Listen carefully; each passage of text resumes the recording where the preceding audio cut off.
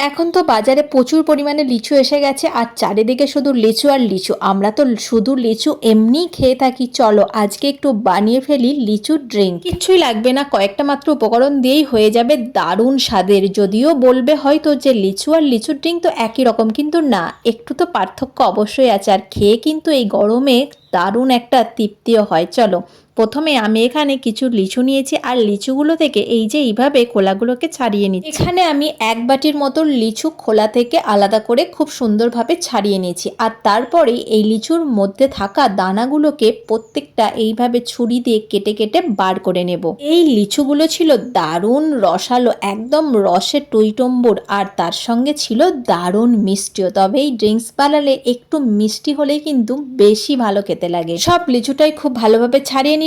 তারপরে একটা মিক্সির জার নিয়ে নিচ্ছি আর তার মধ্যে ওই লিচুটা দিয়ে আর তাতে একটু সামান্য পরিমাণ জল অ্যাড করেছি। আর তারপর ভালো করে ঘুরিয়ে নিয়ে ওটাকে ভালো করে মিক্সিতে কিন্তু একটু পেস্ট করে নিয়েছি। আর একটু গোটা গোটাও কিন্তু লিচু রেখে দিয়েছি, একদম মিহি করে নিয়ে আর এটাকে ছেঁকে নেওয়ারও কোনো প্রয়োজন নেই। তারপরেই একটা গ্লাসের মধ্যে বরফের টুকরো দিলাম আর একটু দিয়েছি চিনি, আর এর সঙ্গে একদম অল্প পরিমাণে বিট লবণ দিলাম। ব্যাস একদম আমাদের রেডি হয়ে গেল ঠান্ডা ঠান্ডা লিচুর দারুণ স্বাদের ড্রিঙ্কস। তো ভিডিওটা কেমন লাগলো জানিও। ভালো থেকো, সুস্থ থেকো। এইভাবে একবার হলেও কিন্তু বানিয়ে খেও। টাটা।